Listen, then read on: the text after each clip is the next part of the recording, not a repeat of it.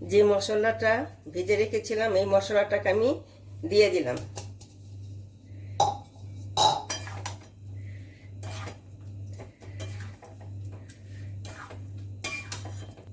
পরিমাণ মতন নুন দিয়ে দিচ্ছি।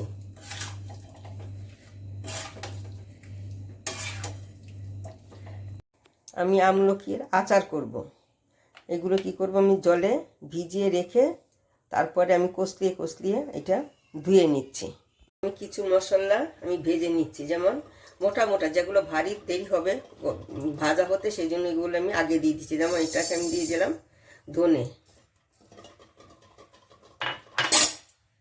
ধনেটা একটু হালকা ভাজবো। ভাজার পরে এরপরে দিয়ে দিচ্ছি আমি এই যে মৌরি, আর দিয়ে দিচ্ছি এই যে মেথি,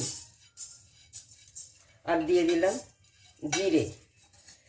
এইগুলো একটু হালকা ভাজা হোক। হাই হিটে ভাজছি না আমি, কিন্তু লো হিটে ভাজছি।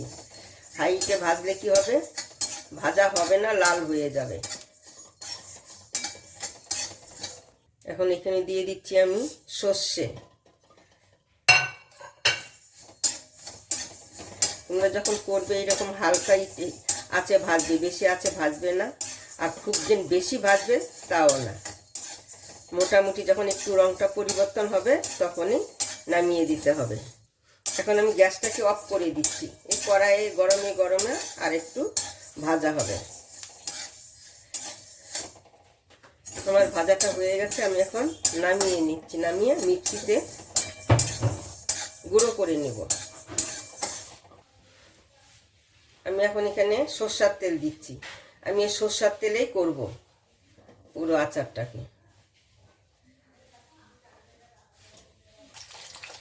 আমি ওই তেলের মধ্যে কি করেছি, আমলকিগুলো দিয়ে দিয়েছি, কিন্তু দেখাতে আমি ভুলে গেছি। ওই জন্য আমি বলে দিলাম এই যে সরষের তেলের মধ্যে, এটা সরষের তেলেই করতে হবে। এটা একটু সিদ্ধ হবে, এর মধ্যে আমি একটু ভেজে নেব আমলকিটাকে। এই যে আমার এইগুলো ভাজা হয়ে গেছে।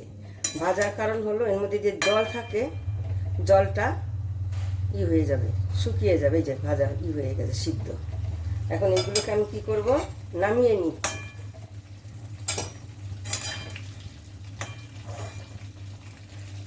আমি এইভাবে সবগুলোকে নামিয়ে নেব। তেলটা আমার গরম হয়েছে। এখন এখানে আমি কি দিয়ে দিচ্ছি, অল্প করে মৌরি দিয়ে দিচ্ছি, আর দিয়ে দিচ্ছি এই যে শুকনো লঙ্কা, আর দিচ্ছি রসুন।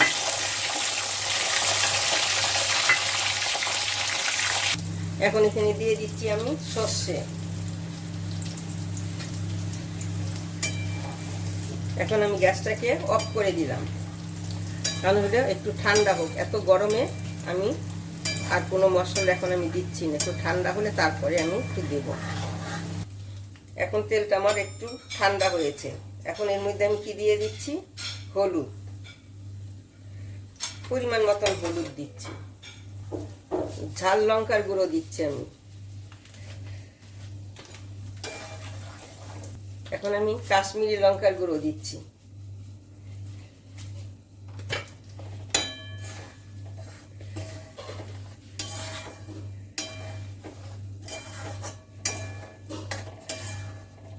এখানে আমি ভিনিগার দিচ্ছি। ভিনিগারটা দিলে কি হবে, এটা অনেকদিন পর্যন্ত রাখা যাবে, নষ্ট হবে না।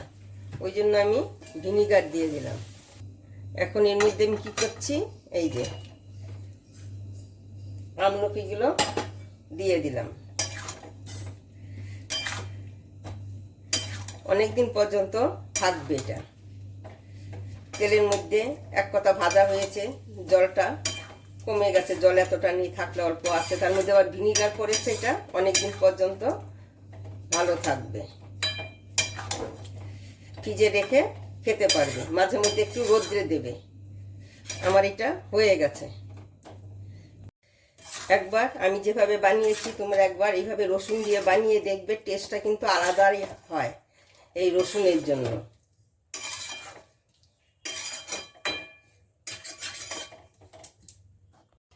এই যে কালারটা দেখে বুঝতে পারছো তো, দারুণ হয় খেতে। কয়েকদিন সঙ্গে সঙ্গে খাবে না, কয়েকদিন রেখে তারপরে খাবে।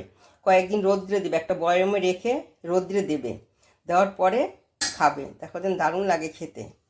টক টক আছে, ঝাল ঝাল টক টক, ভালোই হয় খেতে।